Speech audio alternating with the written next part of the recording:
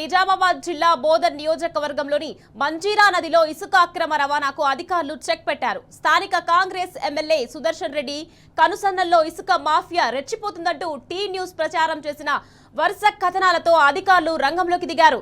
సమగ్ర దర్యాప్తు చేపట్టి క్వారీలను సీజ్ చేశారు. దీంతో సోకాల్ కాంగ్రెస్ నేతలు అగ్గి మీద గుగ్గిలవుతున్నారు. తమ అక్రమ దందాకు అడ్డుకట్ట వేసిన టీ న్యూస్ పై ఆక్రోశం వెళ్లగక్కుతున్నారు. ఈ మేరకు ఇసుక మాఫియా బోధన్ పట్టణంలోని అంబేద్కర్ చౌరస్తాలో ఆందోళనకు దిగింది.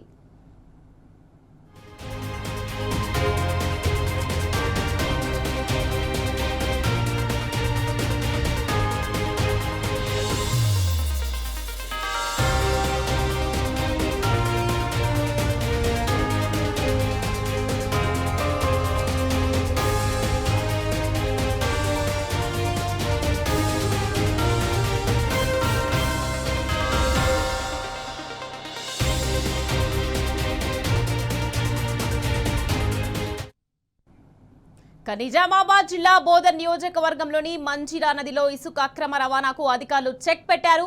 స్థానిక కాంగ్రెస్ ఎమ్మెల్యే సుదర్శన్ రెడ్డి కనుసన్నల్లో ఇసుక మాఫియా రెచ్చిపోతుందంటూ టీ న్యూస్ ప్రచారం చేసిన వరుస కథనాలతో అధికారులు రంగంలోకి దిగారు. సమగ్ర దర్యాప్తు చేపట్టి క్వారీలను సీజ్ చేశారు.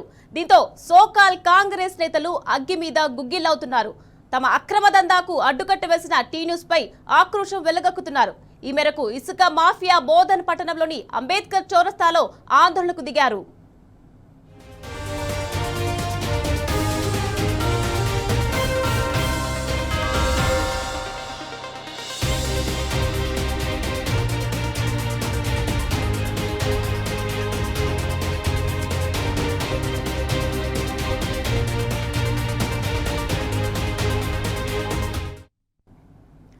టీ న్యూస్ ఎఫెక్ట్ తో మంజీరా నదిలో ఇసుక దందాకు చెక్ పడింది. దీనిపై మరింత సమాచారాన్ని మా ప్రతినిధి రవీందర్ అందించేందుకు సిద్ధంగా ఉన్నారు. రవీందర్, చెప్పండి, నిజామాబాద్ జిల్లాలో ఎమ్మెల్యే సుదర్శన్ రెడ్డి కనుసన్నల్లో ఇసుక దందా రెచ్చిపోతుంది. దీనికి సంబంధించి మీ దగ్గర పూర్తి డీటెయిల్స్ ఏంటి? దాదాపుగా 15 రోజులుగా అడ్డు అదుపు లేకుండా మంజీరా నదిలో సాగిన ఇసుక అక్రమ దందాకు ఇవాళ తెరపడిందని చెప్పచ్చు. ఎట్టకేలకు టీ న్యూస్ కథనాలతో అధికార యంత్రాంగం ఈ కథనాలపై స్పందించింది. ఈ నేపథ్యంలో అధికార యంత్రాంగం పూర్తి స్థాయిలో ఈ కథనాలపైన వాచ్ చేసినటువంటి ఇక్కడ ఉన్నటువంటి జిల్లా స్థాయి అధికారులు మంజీరాలో ఏం జరుగుతున్న అంశం పైన పూర్తిగా దర్యాప్తు చేయడం జరిగింది. విజిలెన్స్ ఎంక్వైరీ చేయడం జరిగింది. ఈ నేపథ్యంలో టీ న్యూస్ చెప్పిన అనేక కథనాలపైన నిజమని తేలింది. ఈ నేపథ్యంలో విజిలెన్స్ ఎంక్వైరీలో కూడా మంజీరా పర్యాటక ప్రాంతంలో ఉన్నటువంటి 3 ఇసుక క్వారీల నుండి అక్రమంగా ఇసుకను తరలించి మహారాష్ట్ర, కర్ణాటకతో పాటు సుదూర ప్రాంతాలకు ఇసుకను అక్రమంగా తరలిస్తున్నారనే అంశం పైన టీ న్యూస్ మొదటి నుండి తన వార్తా కథనాలతో ప్రసారం చేసింది. ఈ నేపథ్యంలో అధికార యంత్రాంగం చేయించినటువంటి special survey, third party enquiry, vigilance monitoring committee ఆధ్వర్యంలో ఏర్పాటు చేసినటువంటి త్రిసభ్య కమిటీ కూడా అదే విషయాన్ని చెప్పడం జరిగింది. ఈ నేపథ్యంలో మంజీరా పర్యాటక ప్రాంతంలో ఉన్నటువంటి సిద్ధాపూర్, కల్దురికి, అదేవిధంగా రాంపూర్ గ్రామాలలో పూర్తి స్థాయిలో భూగర్భ జలాలు క్షేత్రస్థాయిలో అడగండిపోయాయి. ప్రజలు తాగడానికి నీళ్లు లేక తీవ్ర ఇబ్బందులు ఎదుర్కొంటున్నారు. ఈ వాస్తవాలను కూడా టీ న్యూస్ ప్రసారం చేసింది. ఈ నేపథ్యంలో ప్రసారం చేసినటువంటి టీ న్యూస్ కథనాలకు స్పందన లభించింది.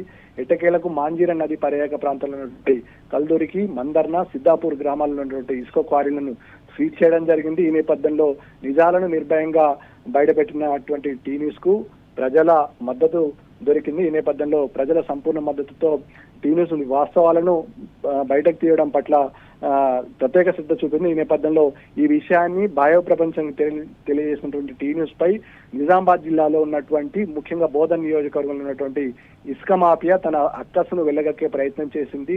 అంబేద్కర్ చౌరస్తాలో టీ న్యూస్ కు వ్యతిరేకంగా నినాదాలు చేయడంతో పాటు టీ న్యూస్ దిష్టి బొమ్మను కూడా దానం చేసిన పరిస్థితి ఉంది. ఈ నేపథ్యంలో నిజాలుగా వార్తలు రాసి ఎలాంటి ప్రలోభాలకు లొంగకుండా టీ న్యూస్ వివరించిన తీరు పట్ల సంపూర్ణమైన మద్దతు ప్రజల నుంచి లభిస్తే పచ్చి విలక్కాయ నోట్లో పడ్డట్టుగా కాంగ్రెస్ నాయకులకు వాళ్ళ ఆదాయానికి గండి కొట్టింది అనే ఆక్రోశంతో, ఆవేదనతో ఇవాళ కొంతమంది టిప్పర్ల డ్రైవర్లు, అదేవిధంగా ట్రాక్టర్ల డ్రైవరు, ఇసుక మాఫియా ముఖ్యంగా కాంగ్రెస్ నాయకులు బరితెగించి ఇవాళ టీ న్యూస్ పై కంప్లైంట్ ఇవ్వడం జరిగింది.